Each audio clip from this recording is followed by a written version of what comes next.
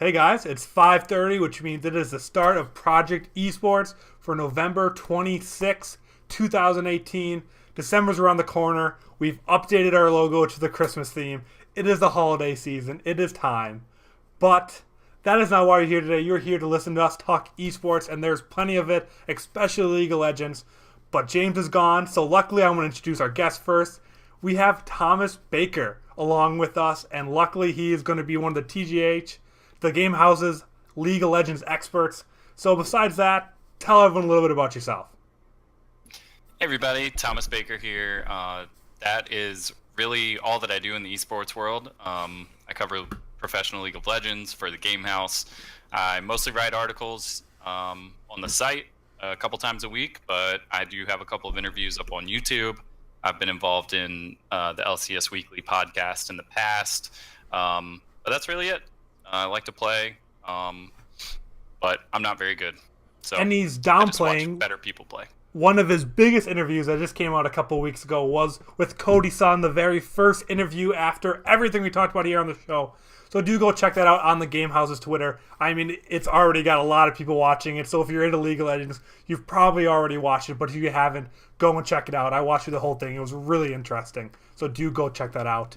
And then we have the meme boy of the show. We have Dylan. How are you doing today, dude? I'm doing good.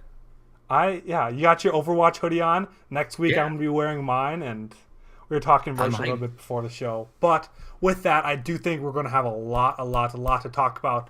First off, I want to lead off with the announcement of the LEC, the League of Legends European Championship.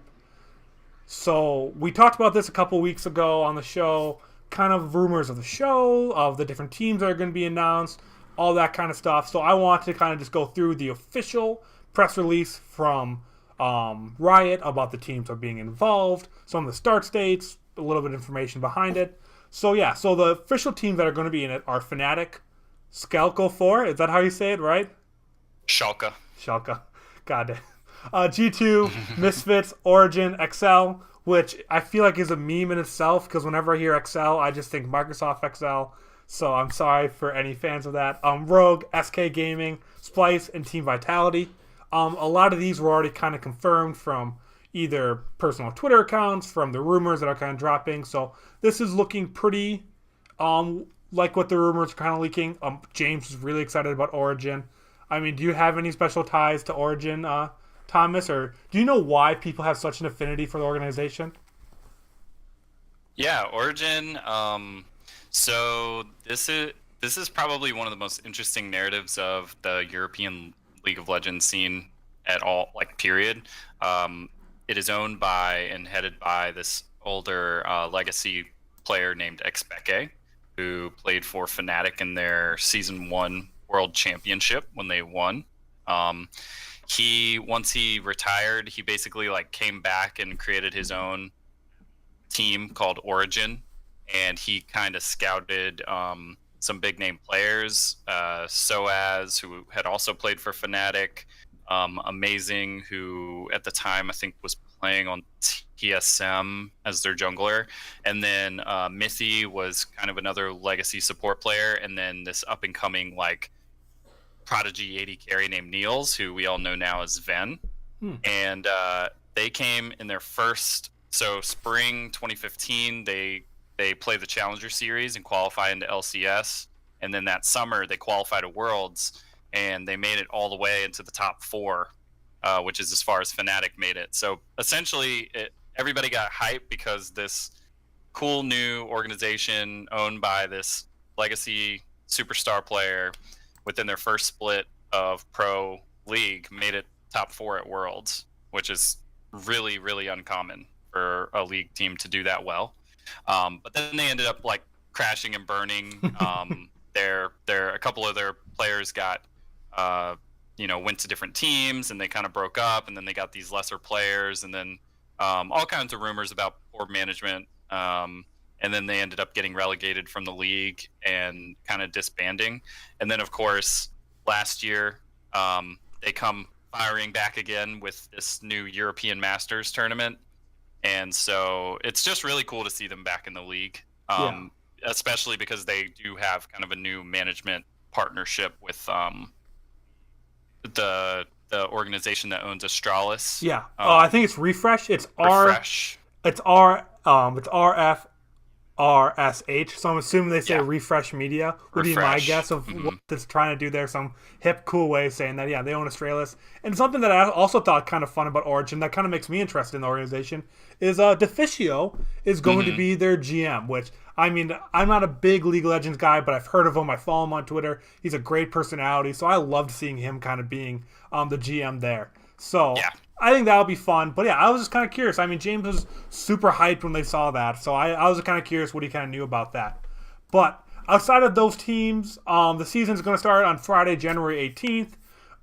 That doesn't feel that far away, actually. I didn't realize that the next season started up so soon already, but January is right around the corner. And yeah, they're just kind of going through a bunch of press release information, like what happens to EULCS. Well, they're like, nothing. This is just a rebranding of it. They wanted a new league with personality that stood out for the franchising. Included a couple of really cool actually desktop backgrounds and all that. But what do you guys think? I mean, we've heard about franchising coming for a while. We've heard about just kind of this whole restructuring being here for a while. And now that it's here, now that it's been announced, now that the brand's here, what do you guys think about it? Sorry, go ahead. So overall, I mean, it's as expected. You know, like half of the teams were already in the league and doing well. And then, you know, we got a couple. Origin and SK had already been in the league before. So, you know, interesting to see them come back. And then Rogue and Excel are the only completely newcomers to the league. The only thing I would say is I'm kind of surprised that more football organizations didn't join. Yeah. Because at first, if I'm remembering correctly, I don't have it in front of me, but there were two other, like Splice wasn't accepted, and Rogue or Excel were not in. And then in the last couple of weeks, they kind of got down to the wire, and then they announced that Splice and that other organization were going to be coming in instead. So that was kind of weird. Like I'd be interested to hear more about that. But otherwise, it seems like, you know, makes sense, and it makes sense to rebrand with a new name, kind of separate yourself from the NALCS. And I personally really like their new logo, the kind of crown wave 3D spinning thing. Yeah, I love the logo and I love the name. And I guess I don't know what you have to say about it, Dylan, but like I think separating from the NALCS and the EULCS, now being the LEC, the NALCS, really separates them. I feel like they're both very separate entities instead of being compared to each other now. I love the branding. I love the colors. They're using very bold, bright colors. I love everything about it so far. I mean, I guess I've always been more of an NA guy, but like this makes me excited to go in and actually watch more of the LEC. What about you, Dylan? Yeah, I agree. I think it's really cool, and I'm always down for brand reboots whenever it's necessary like this, especially whenever you're separating yourself and wanting to be your own entity. I think it's a really good idea that they did this, and hopefully this is going to create a lot of hype around it now. Like, hopefully this is the thing that really drive like a lot of hype, and it's going to do really. Yeah, and I guess with that, I mean, we can always kind of come back to this conversation, but I want to start opening up kind of more towards you, Thomas, because you're going to be the information one about all this, but towards free agency. That's also been happened. So this happened alongside the announcement of free agency that started last Monday. This happened right away, and then a ton of moves have happened in the last week. So obviously, I'm going to allow you to kind of open up, maybe talk about some of your favorite ones. I'm somewhat knowledgeable. I can bring up and talk about a little bit of it here and there with you for some of the bigger moves. But also, for any of our regular listeners, James has been doing daily recaps of everything that has been happening in the free agency market, going over his opinions on some of the biggest moves, announcements, anything kind of like that. So if you want his opinion, he will not be on. It'll be a while before he's back on, so we won't be able to hear from him.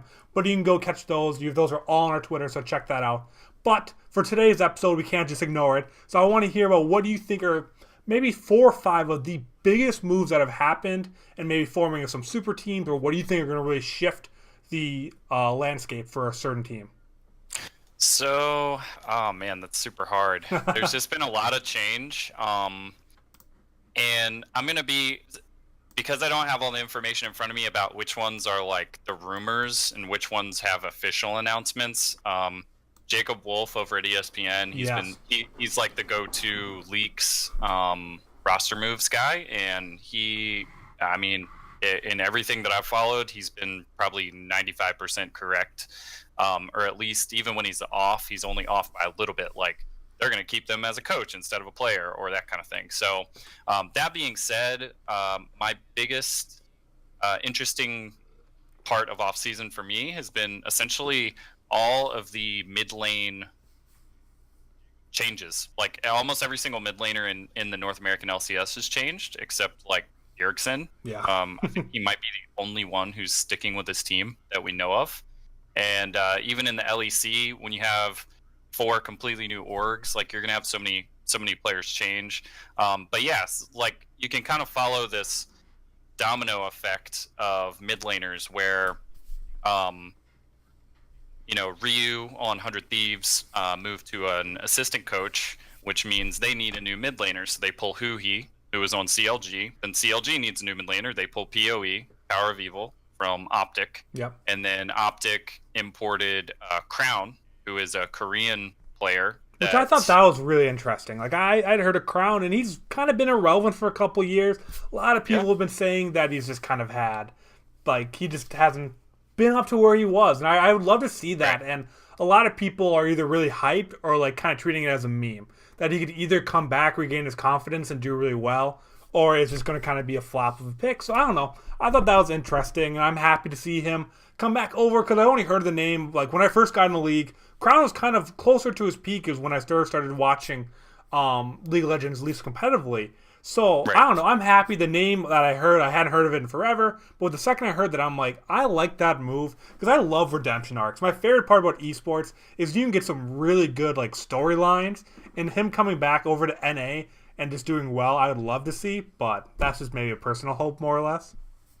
Yeah. No, I was following Worlds. I was pretty much expecting him to either come to one of the Western regions, like one of the new European teams, or one of the lower tier NA teams, or I was expecting him to just retire. And so I'm kind of glad that he's still playing, and Optic makes sense on paper for me. I think that's a win-win situation for the player in the org. The only issue is that I just still Optic's roster, the rest of the roster is really up in the air, so totally depends on what players they put around him. I feel like a couple of these rosters have made one big move that really got a lot of people talking about it, but then the rest of their roster just remained the same, and that, I don't know. I feel like, yes, in League of Legends, you can have that one player carry you and do really well, but I think you saw, especially in Worlds, that you saw this whole team come together. I mean, Fnatic did so well, even though they're all so young, is that they're all that equally skill level. They all had wide pools of champions, and I think having one strong player isn't going to be enough, at least at the international level. Maybe in the NALCS, Crown could be good enough to lead them to a decent season, but I really feel like just making one roster change isn't going to be enough for teams like Optic. I mean, do you agree with that? Do you think he could revitalize? No. If they keep the rest of their roster the same, it's not going to happen. I think that Power of Evil was their strongest player by far. And do you feel like that's a downgrade from Power of Evil to Crown? I mean, at best, it's a side grade, and I'm really interested to see who they pick up as their AD carry, because Cody Sun, we mentioned him earlier, but he already announced that he's not going to be part of a starting roster, and that was kind of the one team that I thought could use a new AD carry, especially a North American player. Yeah, it's not an import, because Arrow was kind of one of those underperformers for me last year, and he's taking up an import slot, and if you slot in Cody there, then you can maybe import a top or jungle. I felt like that move would have opened up a lot of doors for them, but the rest of their roster they haven't announced who they're keeping, who they're trading, what they're going to do. There's a long time. I mean, there's still a couple months. There's about a full month still before the next season starts, so they have time there. But talking about Cody-san choosing not to be a part of this season, I feel like that's happened a lot over in the LEC. I mean, it's almost become a meme now of people saying, I am not participating in the LEC this season. Like, I've chosen not to. I mean, do you think that's because people don't like franchising, that all those players were just done with their careers and aren't going to qualify for any of those teams? Like, why is that all of a sudden happening? Because I've never seen such a wide amount of players saying this just over Twitter. Yeah, it's essentially the way that it's reading to me is that organizations are not interested in those players. Yeah. Like they've gotten the players from their negotiations haven't gotten any offers, haven't gotten any opportunities to sign with a team, and so they're just saying, "Hey, look, I'm not going to be starting for a team. I'm open to academy or, you know, or European Masters or some other opportunity or substitute." And they're also implying that at least for Gilius and Cody's son, I mean, it seems like it's one of those coaches have talked or players have talked and your attitude doesn't, like, we don't want you on the team, or we don't want to even think of adding you to our team. Mm-hmm. So it really makes me wonder, you know, what all went behind the scenes with the 100 Thieves roster. And then Gilius is the other one that stands out. He's the one who first kind of said that he wasn't going to be in the LEC. And he's a jungler that got, you know, substituted out for Team Vitality, who ended up going to Worlds with jungler Kikis. And Kikis is already, I think he might be confirmed or at least rumored to be joining Rogue. So it's one of those issues where it just comes across as if the organizations aren't interested in them because of attitude or character, you know, issues that they don't. That they want, had a certain that team they in don't mind, think and gonna, that they just don't fit pretty much the outlook. Yeah, and so that's sad. So there's been a lot of Twitter discussion right now about how much should skill, pure skill, play into being part of a pro team, and how much of your connections and he said, she said, and, you know, those types of things, how much should that play into joining a roster? Particularly because Caps, another big move is that, well, they've announced that Caps is leaving Fnatic. They haven't fully said that he's joining G2. It's soft confirmed that he's going to G2 for mid lane, and then Perks is moving down to AD carry, yeah. Yeah, and part of that has kind of blown back on G2's owner, Ocelot, who's been, you know, there's been questions about if Hjarnan and Wadid, G2's current bottom lane duo, if they were aware of, you know, Perks slotting down into ADC and bringing on Caps, or if they're kind of like left out to dry by bringing in this new, you know, these new roster moves and then not giving them an opportunity to be free agents. So it's created this whole conversation regarding how much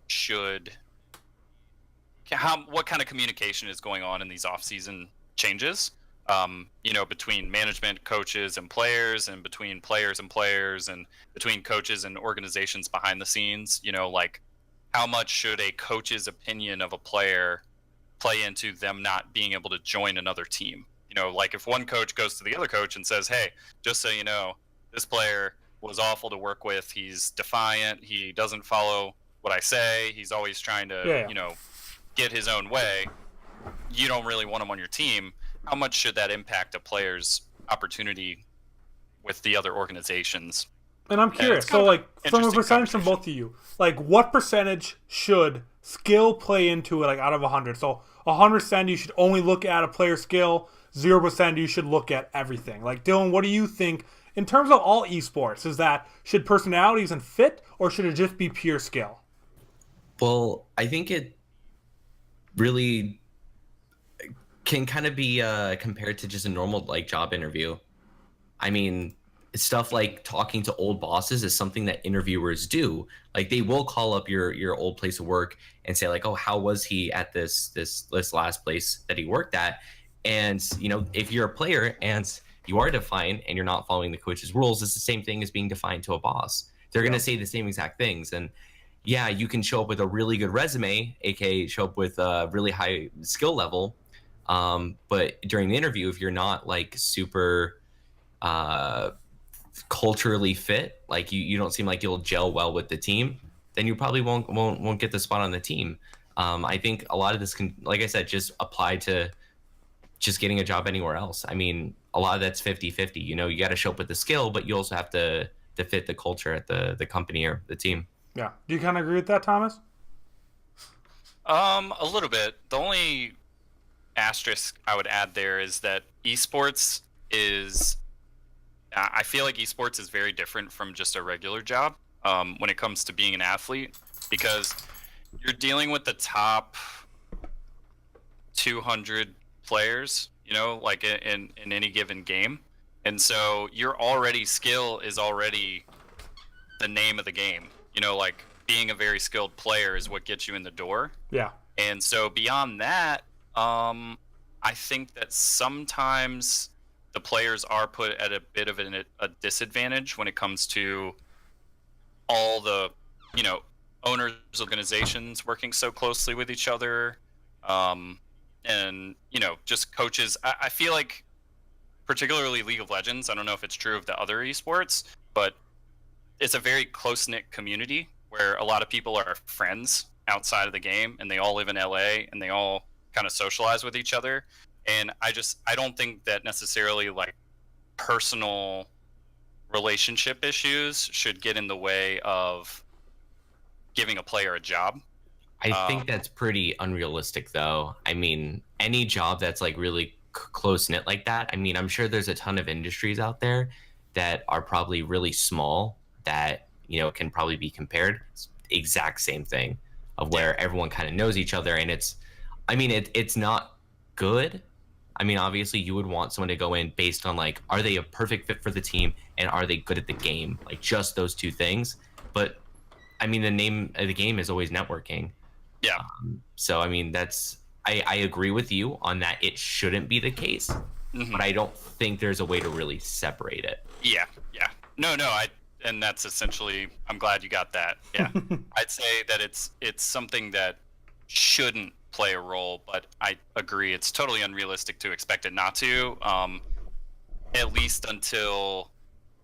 least in League of Legends, Overwatch might be a little bit different because they're, you know, geolocated, but until you really separate the work-life balance from each other, it isn't really a realistic expectation to think that personalities don't play into whether you want to have that person part of your org or not, because oftentimes these guys are living together, they're doing a lot of their social life is together, they're traveling together. So if your personality gets in the way of that, and then that is bleeding into the professional side of things, then obviously you're not going to, as a owner or as a coach, you don't want to invest into that, because it's ultimately gonna mess up your success. So yeah, I was essentially just saying it shouldn't. I think that skill should be like 85% of it, and personality, unless it's obviously, you know, toxic or never showing up to practice or, you know, motivational issues.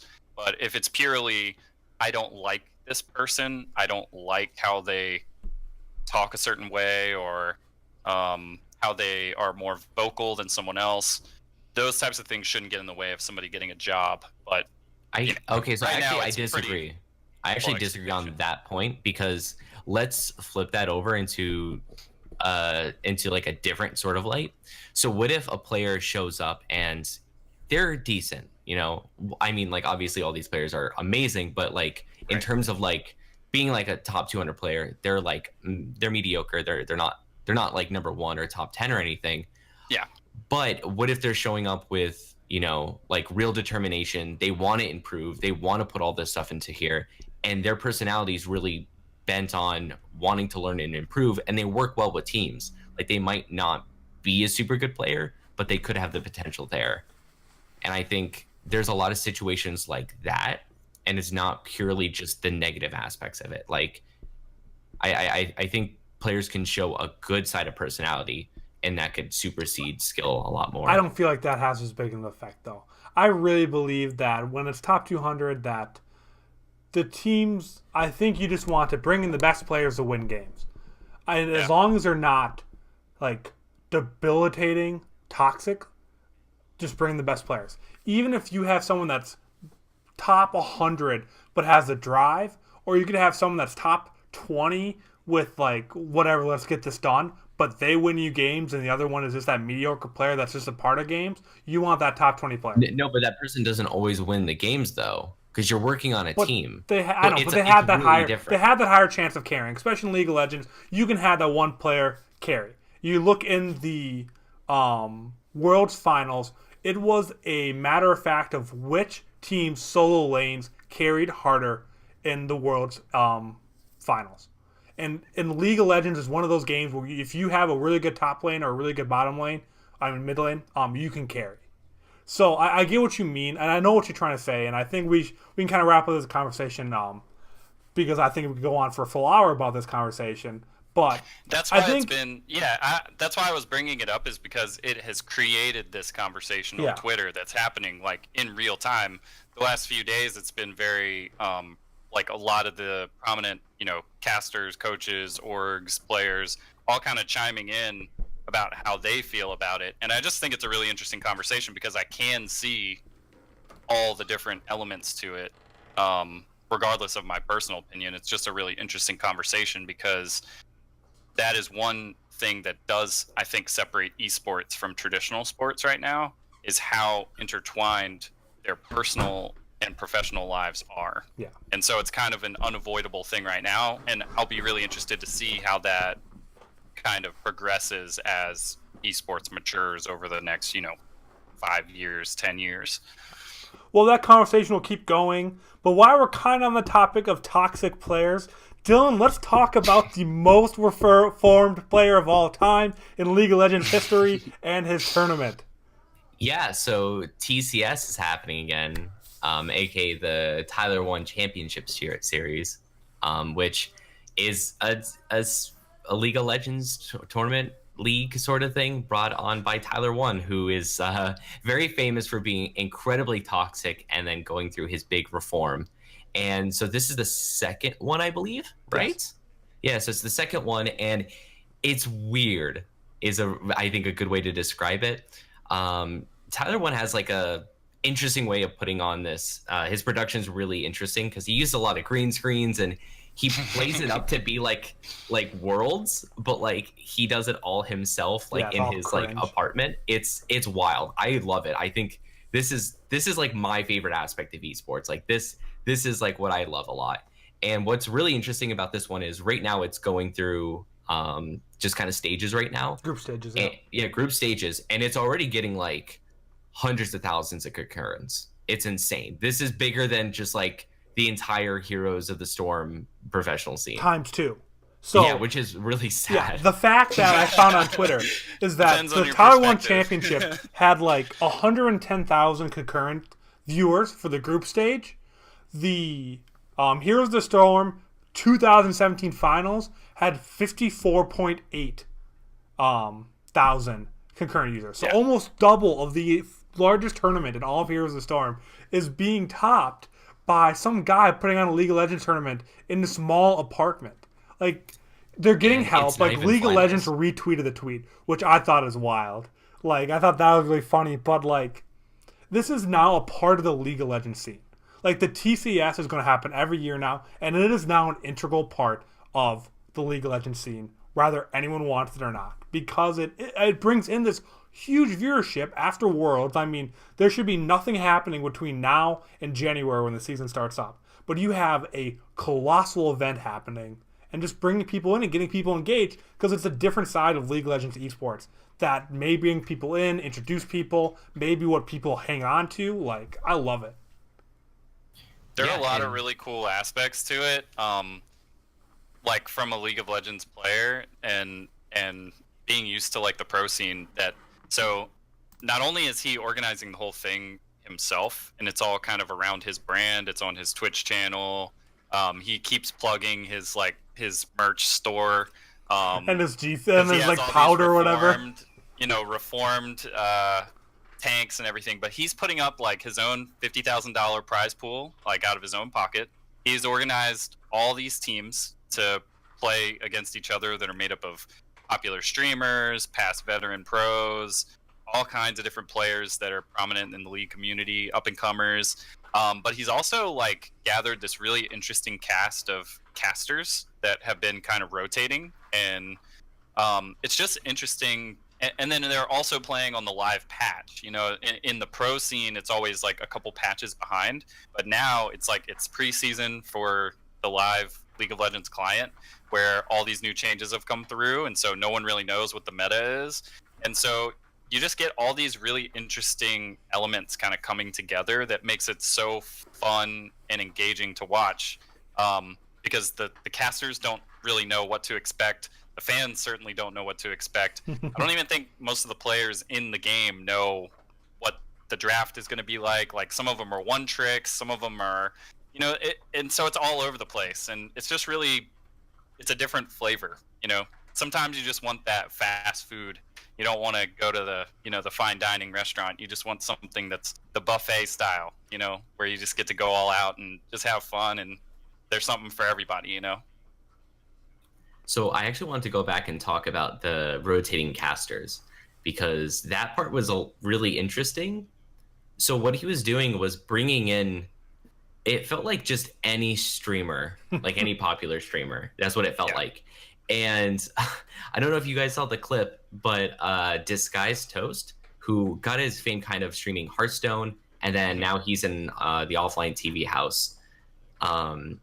And he does like a lot of IRL streams now and stuff, but he had a clip of where he was casting, and he just reminded everyone that that Riot treats women terribly, and they currently have a lawsuit against them just in the middle of this tournament, which was pretty, I think, on brand for like something going on with Tyler1.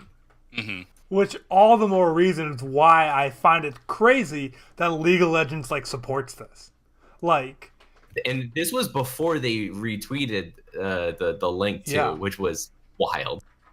Like, also Tyler1, like, the reason so many people are drawn to him, particularly now, is that he really does have this whole narrative all his own as a streamer, being like perma banned from the game, which is something very few have ever gotten, where he can't even create new accounts, and then he just coaches players on his stream for a year.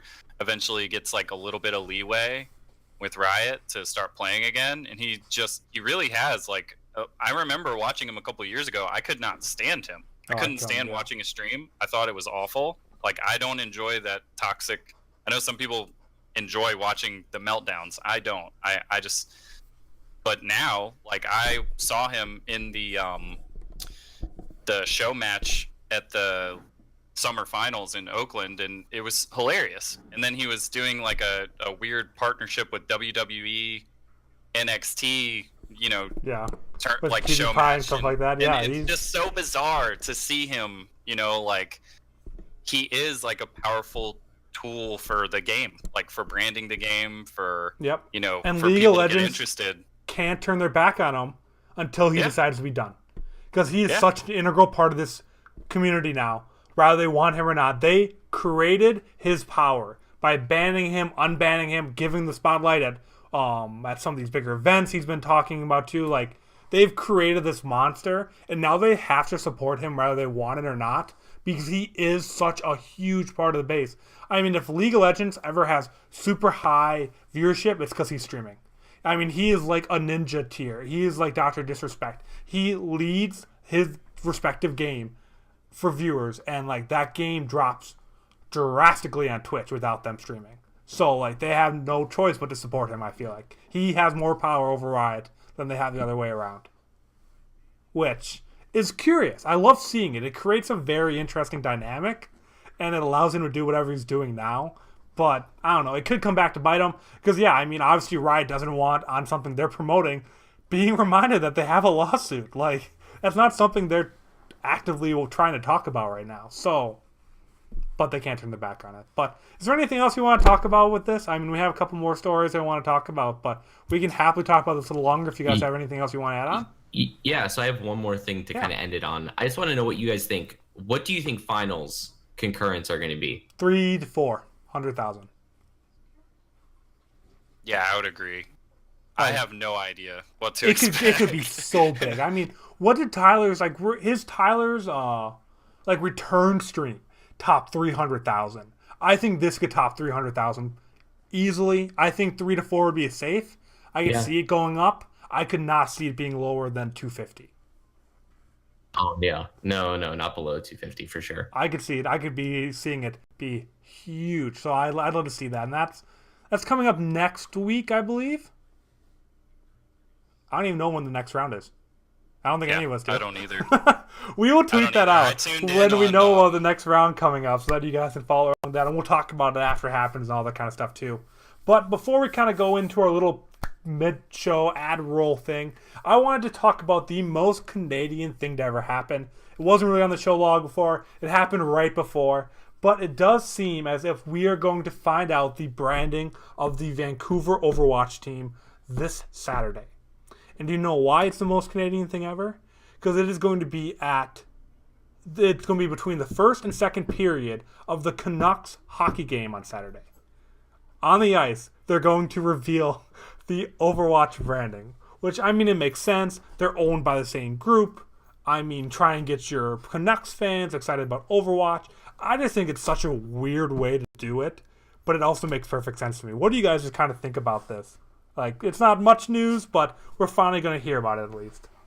It's hilarious. I love this. It's perfectly on brand for Canada. Yep. I'm glad they're doing it then, and I'm really glad that they're integrating sports and esports together. I know I can't remember for the life of me it might have been at a Pittsburgh game. Or like the local hockey team for Pittsburgh.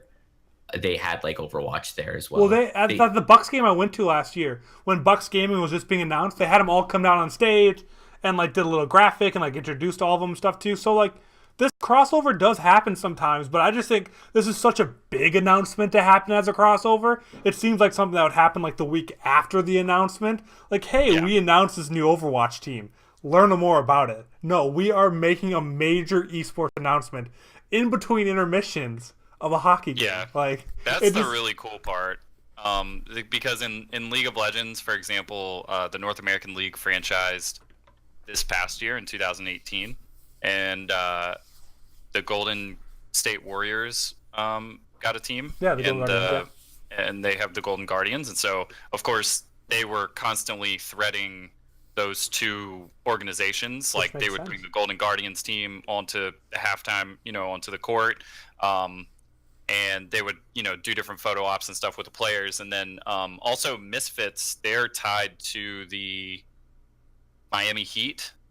And I know that they've done a little bit like that too, but it's a whole different level when you're actually making the announcement for the team, like the creation of it at an event, where rather than announcing it and then kind of bringing them together, it's like an upfront announcement that these are already together.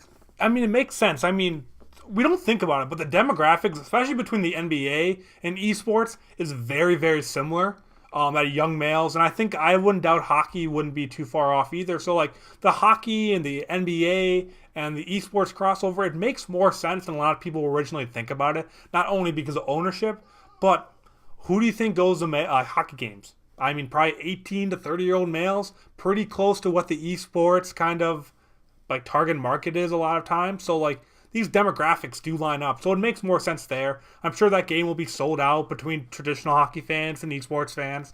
Like, I'd love to be up there for that. That'd be fun.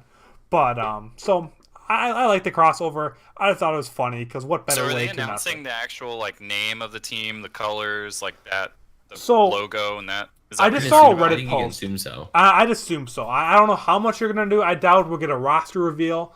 But I just saw a Reddit post. Someone emailed them like saying at theme night, like, what's going on? It said that we will be announcing the brand new E-Sports team. First off, my God, team between after the first period. You're getting off on the wrong foot. I know. So that bothered me. But yeah, so this is only a rumor. It was just posted on Reddit like 2 hours ago. Could not be true, but it kind of came up and I wanted to mention it because that would be fun. It's just a fun thing to talk about. But anything else on this before we wrap that one up and move on to the next one? I'm ready for DC. I want DC already, please. I we were saying this kind of pre-show. I think we'll get both team announcements this week because DC said last week very soon they're going to make an announcement. Last Thursday, we still have not heard anything. It makes sense that it's going to be this week, probably a surprise drop. So hopefully that happens. Talking about Washington, D.C.? Yes. Yeah. So will be the remaining 6 expansion team that will not have an announcement after this week if they don't do anything. So, and just as an announcement to all our listeners out there, if there is a pre-announcement of when this like branding and logo is going to drop in DC, you know your boy's going to be there with the on-the-ground report. Oh, really? You try to show off for it? Yeah, I live right outside DC, so I'll take that metro in there. I'll get the on-the-ground reporting for you guys. Nice. That'd actually be super cool. Or are you in Maryland? Virginia. Oh, me too. Oh, wow. Look at that. We can have you both show up. We can have Williamsburg. We can have our own little crew show up there. But maybe I'll be there too. Yeah. But with that, before we move on to the next topic, as always, we do a little mid-show reminder. If you have Amazon Prime, you have Twitch Prime, which means you can connect the two, get 1 free Twitch Prime subscription each month. Push the little button up above Dylan's head right now, and then you favorite. You help us out a ton. You'll get emotes eventually as we are working on those. You support us, and it just means the world to us. So if you have Amazon Prime, get your money away from Amazon. Give it to us. Give it to any streamer, even if it's not us, because it does help out any small streamers, big streamers, all alike. So that's just our friendly little reminder. And with that, I just want to very briefly touch on something we talked about last week, which was the H1Z1 Pro League's failure. So half the money that was promised to these teams hadn't been arrived. And the owner-operator of the league kind of came back in today and said, well, technically we're not late on our payments yet. The payment was due to be around the start of the second split, and since the second split never happened, they're technically not due yet. And instead it's going to be due at the end of the year since the league is being ended, and it'll be due within 180 days of the league ending, which will be December 31st. So ideally sometime in the first 2 quarters of 2019, apparently that money's going to come. I don't know if I totally believe that. That's just kind of the news story that came out as an update that the money technically wasn't due until 180 days, within 180 days of the league starting.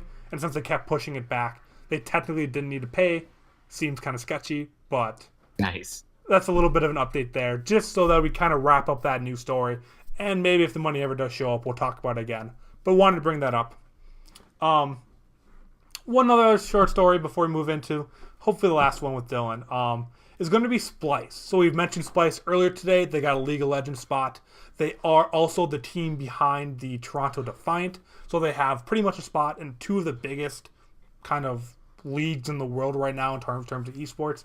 They have been fully acquired by Overactive Media Group.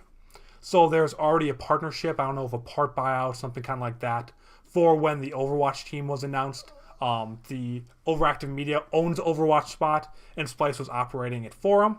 But now it has been fully acquired. I don't think there's a ton to talk about. I mean, that partnership was already there. I think it makes sense for a large media group to own an esports entity at this point.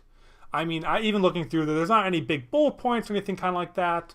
Overactive Media already had 1.5 million into Splice. Splice is in a really good spot to grow with being in the 2 leagues. I mean, is there any surprising, any things you guys aren't unhappy about, or any comments in general about this news story? Otherwise, it's just kind of news to be news. Yeah, I think it's interesting that, as I mentioned earlier, Splice, at least according to the ESPN reporting, was not one of the initial 10 teams to get accepted into the LEC. So maybe this could have been a turnaround. Maybe this could have been the reason that did happen. Just kind of once that was the first thing that kind of perked up my ears when they announced that acquisition.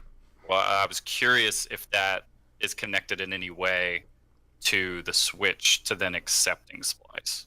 Like maybe there was something to do there. I mean, yeah, it makes sense. I mean, why wouldn't you want to invest in? Why wouldn't you want to accept a team that's in the Overwatch League already?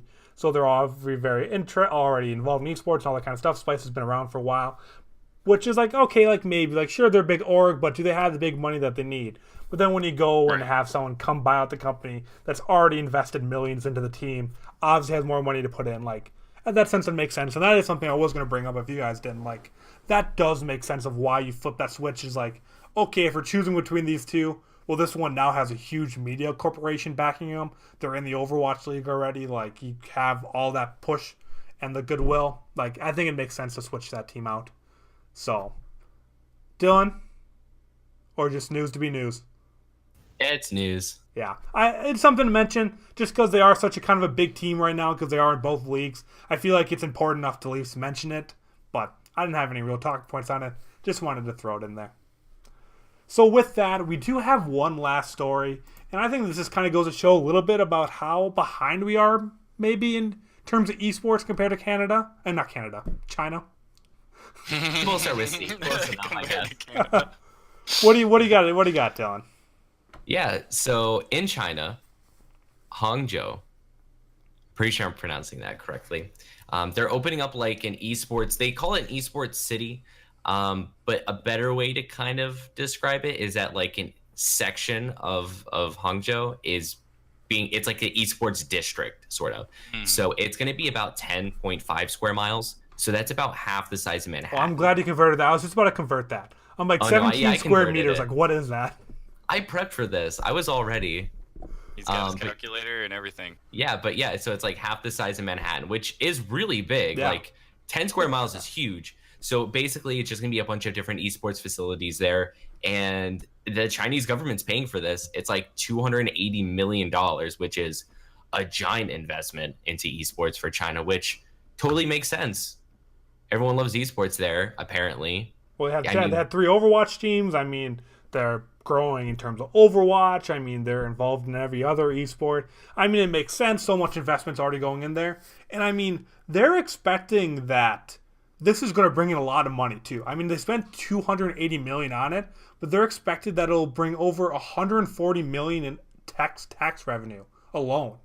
Yeah. Like, they're expecting that not only that it's going to be popular, but it's going to actually make the Chinese government money, which I think is ridiculous that they're backing it that well, expecting that much of a return. And obviously, they're just going to keep investing in esports over there if they just keep seeing the returns. I mean, if you're looking at making that much money back in tax revenue, obviously, it's a good investment. I could see these districts popping up in more places. I don't see why it wouldn't. I mean, they don't have many teams tied to this right now. I'm assuming if localization ever happened for the Overwatch League, this is where Hangzhou will play. But I don't know. I love this. I think this is ridiculous. I'd love to go explore Manhattan and have it all be esports.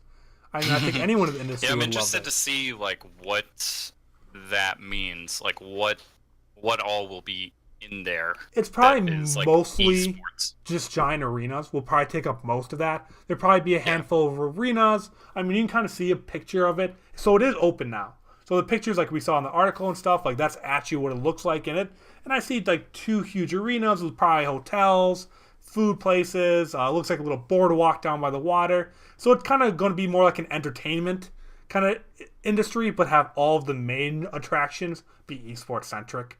Is pretty much what it looks like. Now, does this give off like a weird like Shadowrun vibe to anyone else? Like the esports district?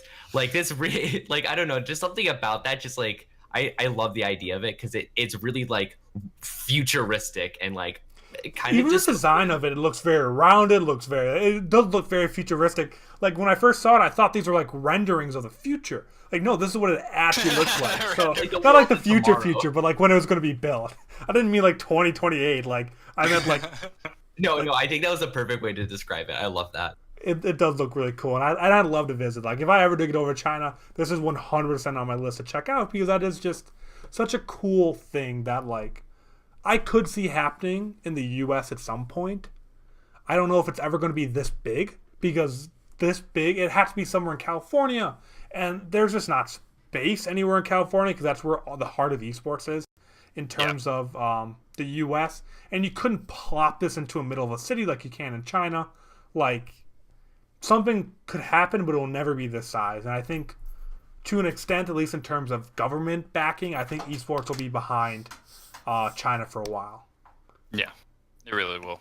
But I'm not surprised that it happened in China. One of my one of the pieces that I did shortly after Worlds for League actually was just kind of putting into perspective how big the esports audience is there compared to the West and the rest of the world. Because, for example, like when you look at peak concurrent viewership for the World Championships this year. If you factor in China, it's something like 202 million or 250 million or something like that, which is a lot. Yes. But when you take China out, it's only like 2 million.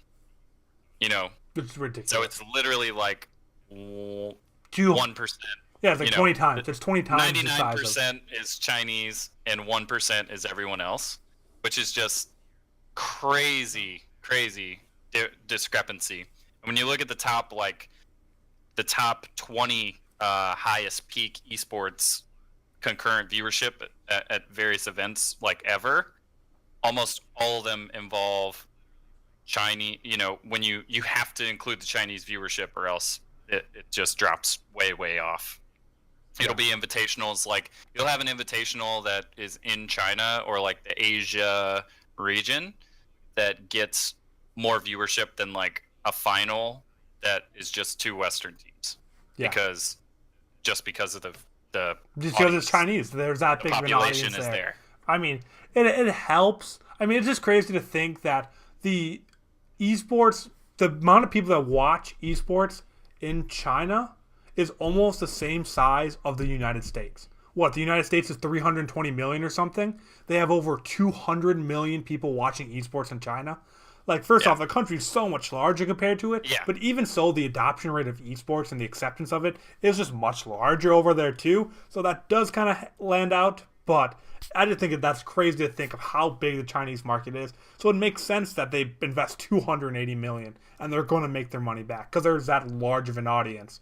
But I don't know. I love it. And I think this is just really cool futuristic stuff, like Dylan was saying. Ready Player One. Yeah. God, when I had never read the book or anything like that. And when I saw that movie, I'm like, I love this. But is there anything we want to touch up on, any of the past stories that we brushed over, anything that I didn't bring up that you wanted to talk about? Anything you want to talk about? We have a couple more minutes here before we wrap up the show. If not, we can wrap up a couple minutes early. But if you guys want to talk anything esports, chill out, feel free. I'll take that as a no. No, I have something. So I'm sure we're going to touch upon it during our project ranking series. But Nicole Carpenter over at Esports just released an article about the Spark and their use of pink in their team. And it's a really good article. So I would suggest going on reading that. Awesome. Yeah. So I guess a couple things. One, before we kind of wrap up, the last couple things the house show keeping is that, first off, do go check out James's daily recaps on League of Legends free agency. He'll pretty much keep doing them until crazy things stop happening, and then I'll probably do weekly updates or anything kind of like that. He puts time in that. He goes on rants. It's everything you want out of him on this show, but in shorter, about 15-minute segments. On Twitter, you can find that. Project rankings will be going up after these last 2 teams do announce, so keep an eye out for that. That is going to be our brand ranking videos for the entire Overwatch League. But that's for future stuff. But right now, I want to thank you so much, Thomas, for coming on to today's episode, giving us the League of Legends information that me and Dylan would not have had today. It was great having you on. It was great talking to you and getting your opinions. So if anyone wants to hear you talk more, check out your articles, anything kind of like that, where can they find you? Where can they keep up with you? Mainly just go to the gamehaus.com. Under the esports section, you'll find League of Legends. I post articles probably twice a week on average. I try to do a lot of original content, not just, breaking news, not just things that, is already out there. I'm usually giving my opinion or doing analytics or something kind of original. And I am pretty active on Twitter. So my Twitter handle is Thomas Baker TGH. _ TGH. Thomas Baker _ TGH. I put it in the bottom right corner, so if anyone wants to check it out, it's right there on the screen for you too. Yeah, but I just wanted to make sure you're directing in the right place. Again, on there, I try to just give my original opinion, and then anything that someone else has already said, I am a retweet fiend. I retweet a lot of videos, like all those things James has been putting out. I retweet like crazy. Anything that's important that is not coming from me, I'm retweeting it from somebody else. So. Awesome. We'll definitely go check it out. You're great to have on this show. Might have you down the road, too, if there's ever another big league week and James decides not to be with us. But with that, thank you all so much for tuning in. hanging out in chat, listening to us, downloading, whatever you do. It all means the world to us, whether you're liking, favoriting, subscribing, leaving a comment, leaving a thumbs up on Twitter. We all mean it. We see it. It means the world to us. We had someone tweeted at us this week about how we listen every week. I replied instantly. I love that. Like, just those little interests, those little comments mean the world to all three of us, and is what keeps us going every week. And we go live every single Monday right here on twitch.tv/The Game Haus at 6:30 Eastern Standard Time. The best time, because I think population-wise it is the highest, so it is the best time. And then everything else goes up the following day on Tuesday, usually early in the morning, so you can find us on every single podcast platform out there. If there's a podcast platform out there that we're not on, I'd be incredibly surprised. Please DM me and let me know. Yeah, and we did just fix, so any Google listeners, we did just fix the Google Play problem that will be updated by the end of the week. So that has been We're on Google Play. That's fixed now, or it's getting fixed. We're on Google Play. We're on iTunes podcasts, Stitcher. There's like 6 other ones that we don't know that we get like 3 Russian viewers from. So shouts out to them too.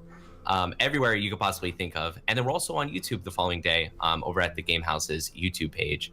And if you just search us on Twitter as well, just like Project Esports Podcast, you'll find us there. And we always tweet out whenever our stuff goes up. So, okay, I totally did not prepare you for this, so just follow along, and I think you figured it out. Okay, Dylan, you ready? I'm Dylan. I'm Andrew. I'm Thomas. And thank you for listening to the Project Esports Podcast. We will see you guys next Monday at 6:30 p.m. Eastern Time on twitch.tv/The Game Haus. Have a great night.